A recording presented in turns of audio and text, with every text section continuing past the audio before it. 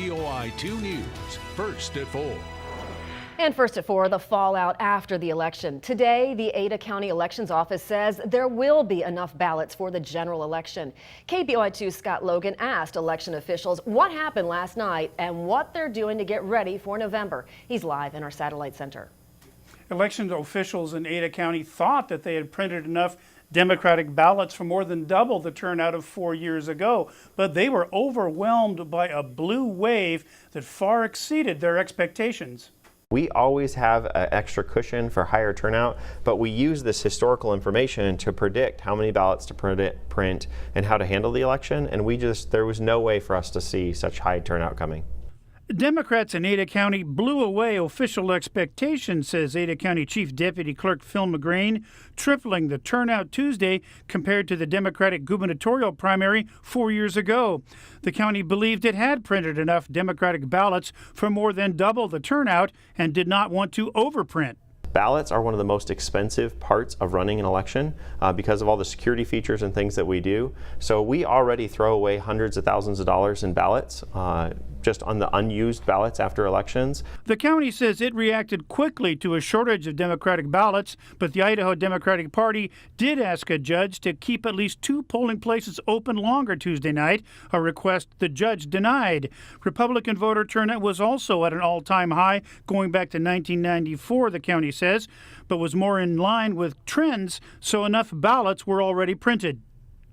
County officials believe it was the open contested governor's race in both parties that fueled this high turnout, generating a lot of interest in that particular race. By the way, I'm told that a single sheet a ballot could cost anywhere from 50 cents to $1, depending just on how long the ballot is and how many people are running.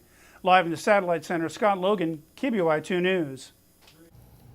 And now in a live television exclusive, I'm joined now by the Democratic gubernatorial nominee, Paulette Jordan, who won the nomination last night. And before we get to questions, I do want to let our viewers know at home we have a live interview with Ms. Jordan's Republican opponent coming up at 5:30. So thanks for joining us. Thank you, Natalie. This is great. All right, first question. Talk about the record turnout, and what do you think is your appeal to voters? We have excited a whole new generation of young voters and people who have not voted in their entire life, people who are 38, 40, 80 years old, who are now excited and believing not only in our campaign, but they're believing in their government again. Now, we did not see some of the traditional establishment endorsements for your campaign, so talk about your relationship moving forward with the Democrats. Well, at the end of the day, we're all colleagues and we all fight for Idaho, and those same folks who've endorsed my primary opponent challenger, A.J. Belukoff, who I fully commend for running.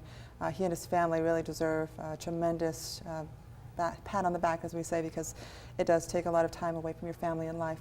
But all of those folks who have endorsed him one way or the other, they have congratulated me and wished me well and said, we fully support you. Now, Idaho is known for being a red state, so looking toward the fall, toward November, here we go. How do you get some of the GOP voters? We're already doing that. We are doing that in the same way that I've done 4, 6 years ago. I come from rural Idaho, and my ag roots are very deep here in this land. I think that the value system and the principles that I've stood on for years, and in fact the value system that I've come from for thousands of years, I think it's a unique difference to say that in my leadership, it's the same leadership that the line of lineage that I have, the chiefs, the people who've served this state, the people who have cultivated this land for centuries, that vision, those principles, those values, that's in me, and people see that, and it's not a partisan issue. This is a value system that is based deeply on every single Idahoan who truly loves Idaho. Before you go, how much sleep did you get last night, and do you get any break heading into the weekend at all? A little bit. I wish more, but you know, we're proud to say that everybody in the world is watching, and they're here to help us in Idaho.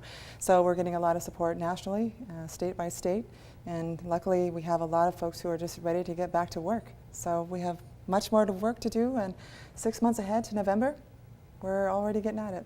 Well, thanks for stopping by and making time for KBOI2 News. Thank you.